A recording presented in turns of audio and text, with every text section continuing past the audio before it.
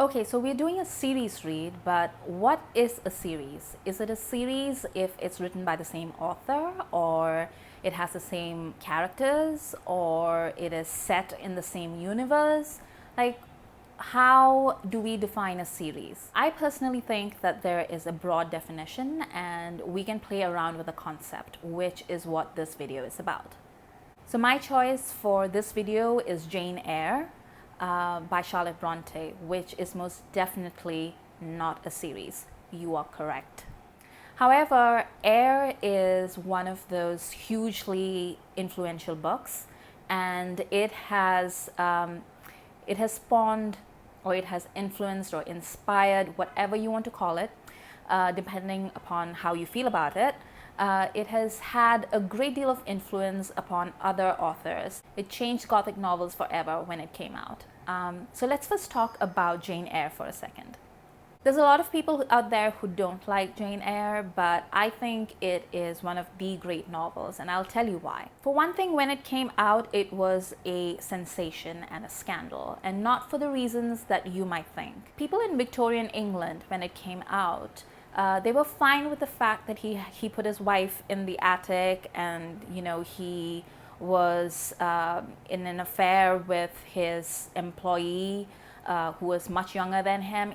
They were fine with all of that. But there is the fact that he decided to commit bigamy, and his reasoning was that he had suffered enough.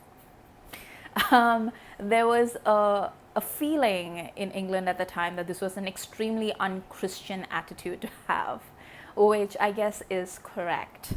Rochester basically is a character who knows what he wants, knows that it is wrong, and does not pay attention to any laws or morals when it comes to getting what he wants out of life. And it's not something physical, or well, it is something physical, but it's not something material that he wants out of life. It is Jane, and he wants access to her purity and her personhood, which are very attractive and unique to him. So what about Jane? Jane is an orphan. She's friendless and alone, but she is also incredibly,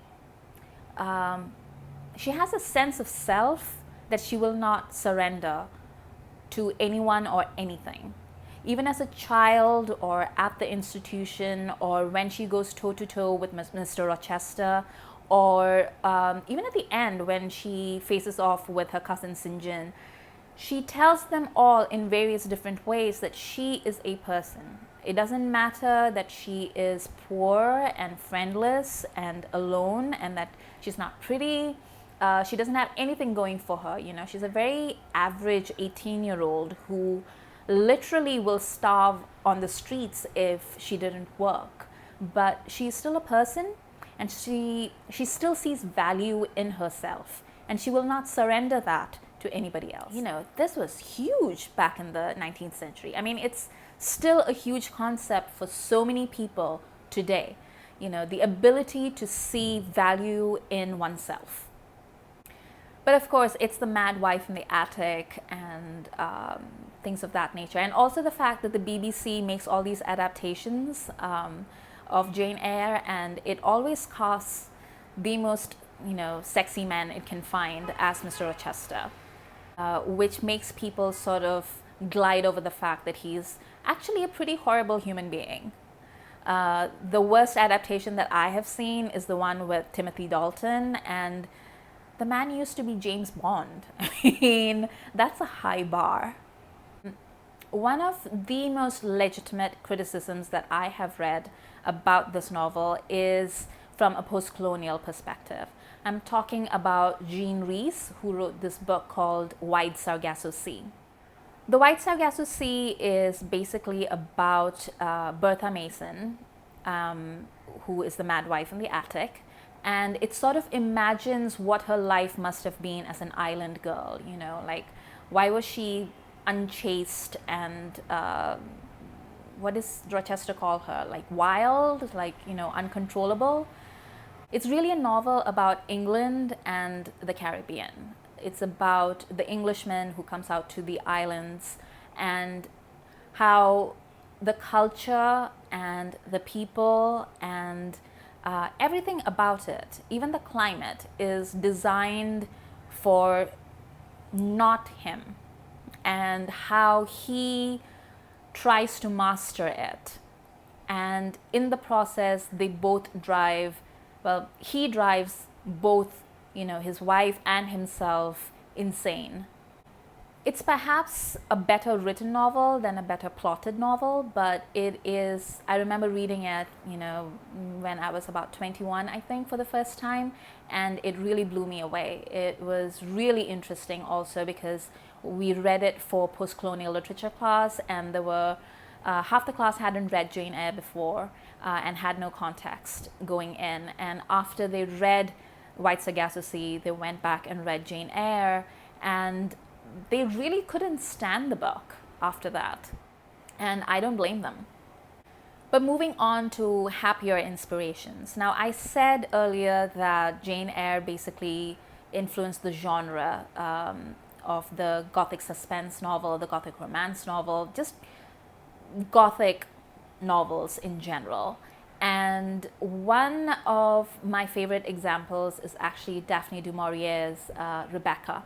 Du Maurier never said that her book was inspired by Jane Eyre, but it's sort of impossible not to see the parallels, but it could be a genre thing, it could be a book thing, I don't know. Now, Rebecca, for those of you who haven't read it, I can't believe there are people out there who haven't heard of it. So for those of you who haven't read it and who haven't read Daphne du Maurier, I really envy you because you have such an amazing book to discover and to read. Because her books are wonderful. They are extremely well written and they're extremely well plotted, and they're just a pleasure to read. So if you're looking for something pleasurable, I would pick up a copy of Rebecca today, and then go on to try and read all her other books. And if you're not in a space where you feel you can commit to her books right now, then you could maybe watch one of her adaptations. My favorite version of Rebecca is from 1941, I think. It's the one made by Alfred Hitchcock and stars Laurence Olivier and Joan Fontaine. It is a fabulous, fabulous film. My next recommendation in the vein of Jane Eyre is actually the first book written by Victoria Holt. Now, Victoria Holt is actually a pseudonym for an author who wrote a couple of different genres and was very prolific in her time. But the first book that she wrote was called, or she published under the name of Victoria Holt, was called The Mistress of Mellyn.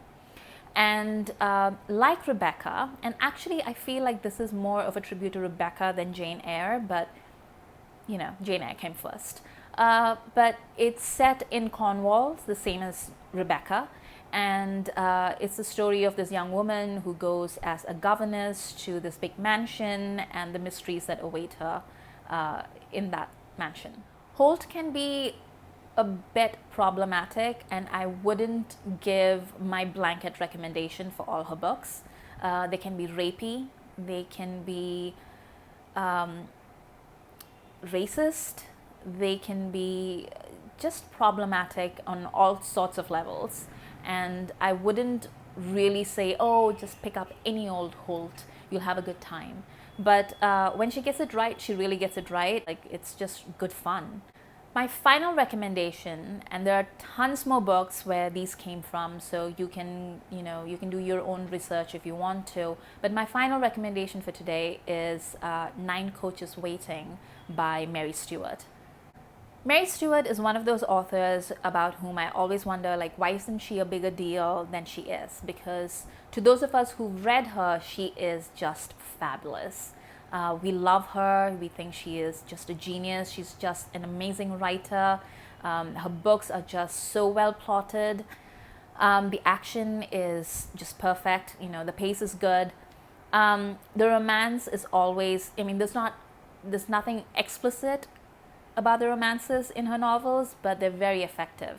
9 Coaches Waiting is one of the more overt homages to Jane Eyre, in that the female lead, is a governess in France, and she talks about Jane Eyre quite a bit. You know, she talks about how she feels like Jane Eyre, but it's an excellent gateway drug in my opinion. So you can read Nine Coaches Rating, and then you can read all the other stuff that Mary Stewart has written.